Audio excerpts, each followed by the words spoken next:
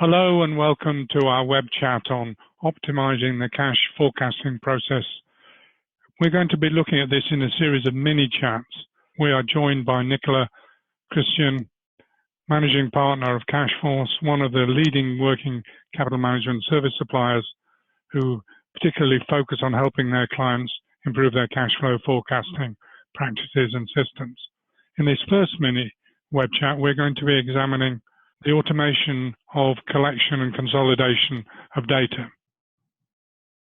What are the essential differences between the traditional classic TMS and what you're using in Cashforce? In the classical TMS structure, we see that different users of, let's say, a global company, the different users that sit at the local subsidiaries, they will typically download information from ERP. They will upload that information in other files from the subsidiaries to the headquarters in a SharePoint, or they will just send Excel files all over the globe to the headquarters, which means it's 100% manual upload and download process.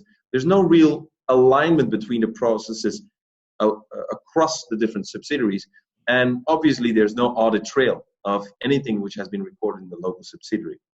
In Cashforce, on the other hand, we will ensure that a lot of the information is already system-based. So we integrate directly with ERPs, which ensures that you don't need to manually download the information. So you have it automatically put inside a system.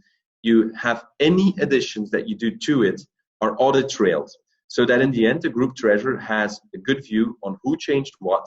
And that in the end, the local treasurer doesn't need to put all the work in 100% manually inputting that data, but has it basically already at his fingertips, and he just needs to amend the data rather than fill in everything from scratch. The biggest problem with cash flow systems and processes is automating the workflow. Yeah, absolutely. You know, on the left-hand side, you see the typical manual follow-up and very project management intensive way of organizing this workflow. Basically, you're going to ask each subsidiary to send over information, hopefully in time, and you're going to discuss a deadline between them, which is not always fixed. And what happens if somebody gets ill or somebody gets replaced? You need to learn the process, you need to learn about the deadlines, and in the end, you're not really sure as a group treasurer you're going to receive all the information in time. Now, on the other hand, what we did with Cashforce is we automated that workflow process. So again, we're going to send schedules, reminders to the different subsidiaries, which will let them know that they are due to post their cash forecast to the group treasurer, and the group treasurer will get reminders himself if some of the subsidiaries haven't posted their forecast. So, and with this, you have basically a closed loop between the group treasurer and all of the local treasurers worldwide. Of course, I want to show you a quick demo of those two mechanisms that we described. Here you see basically a cash flow forecast as the group treasurer would like to see it from the start, rolling forward for a couple of days, weeks, and months. Now that's consolidated, meaning that it's already consolidating information from each entity, bank account, cash pool, and different cash flow category. And then, of course, summed up per day, per week, or per month. Now that means that whenever something is, let's say, going wrong, or you want to investigate, you can zoom in, you can drill down to individual transaction level that have actually been posted to you by the local treasurer. And you can see that here, when I zoom in, I can actually look to all of my expected vendor payments and sort them by the size. Now, when I go back, I can see actually where my information is coming from. So I go to my configuration of all of my cash flows, and I can look, for example, to the Belgian entity, and I can see that some of the information is being system-driven from the ERPs, and some of the information is driven by input from the local treasurer in Cashforce. And you can see exactly which deadlines they have been given and what are the last updates that have been provided by which user. So you, as a group treasurer, you can now see exactly who was in time or was on time or not on time with their input. Now, from the local treasurer's perspective, it looks like this.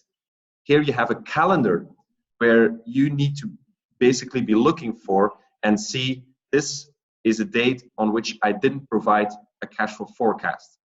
So I go in there as a local treasurer, as Lucy Charles in this case, and I already see a pre-filled screen. So it's already system driven, system automated, and I can see all of my numbers per category.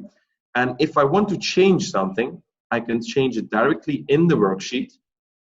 And this is where typically, so you'd see it changing, you see the graph changing as well. And this is where, of course, it's the horror story of each group treasurer that is kicking in, because Lucy made it changed, but as a group treasurer, you're not following this and you don't have an audit trail.